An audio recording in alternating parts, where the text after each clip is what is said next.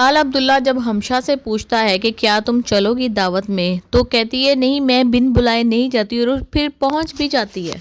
دوسری سائڈ پہ صدف نے عمار کو بلایا ہوتا ہے، تو یہ دونوں جو ہے نا، ہمشا اور عمار، یہ ان کی ایک ایک پل کے جھکنے اور اٹھانے پر بھی نظر رکھ رہے ہوتے ہیں۔ ایک طرف تو ہمشا اس کو بھڑکا رہی ہے، اتنی گھٹیا قسم کی باتیں کر رہی ہے کہ جیسے اس کو سمجھ نہیں آ رہی صدف کو، کہ اس کو اتنا ڈی گریڈ کر رہی ہے کہ جیسے صدف جو ہے نا وہ خود کو بیچ رہی ہے بلال عبداللہ کے سامنے۔ دوسری طرف عمار اتنے گھٹیا انداز میں کہتا ہے کہ اگر احسان کر دیا تھا اس نے تم لوگوں کے اوپر، تو تمہاری ماں کو یہ نہیں چاہیے تھا اگر اس نے ایک دفعہ کہہ دیا تو تمہیں گاڑی میں بٹھا کر اس کے ساتھ ہی روانہ کر دیں۔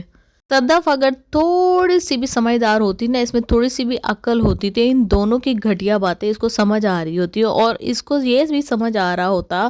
کہ out of need and insecurity ہو رہا ہے یہ سارا کچھ، کیونکہ ہمشا نہیں چاہتی کہ کسی بھی طریقے سے بلال عبداللہ کی یہ بیوی بن جائے اور میں راستے سے ہٹ جاؤں، صرف ایک سیکرٹری اور کام والی بن کے رہ جاؤں گی۔ اس طرح تو مجھے صدف کی بھی ساری زندگی خدمتیں کرنی پڑیں گی۔ یہ تو تھی بھی میرے سے جونیئر، اور صدف نے بھی ہمشا کی باتوں میں آ کر اب عمار کو لارا لگا دیا کہ وہ اس سے شادی کرے گی، تو وہ بھی ظاہر ہے اس کے اوپر اپنا حق سمجھتا ہے اور اس کو باتیں سناتا ہے۔ لیکن صدف کی ماں بہت ہی ڈیسنٹ خاتون ہے، اپنے شوہر نامدار کی طرح اس نے بھی ساری روایات کو برقرار رکھتے ہوئے وہ کہتی ہے بلال عبداللہ سے کہ اگر تم ہمارے میں سے، ہم تینوں میں سے کسی کی جان بھی مانگو گے نا، تو تمہارے اتنے زیادہ احسانات ہیں کہ ہم لوگ انکار کرنے کی جرات نہیں رکھتے ہیں۔ تم نے اتنا کچھ ہمارے لیے کیا ہے کہ میں گھنٹوں ہاتھ بانٹ کر بھی تمہارا شکریہ ادا کرتی رہوں تو شکریہ ادا نہیں ہو سکتا۔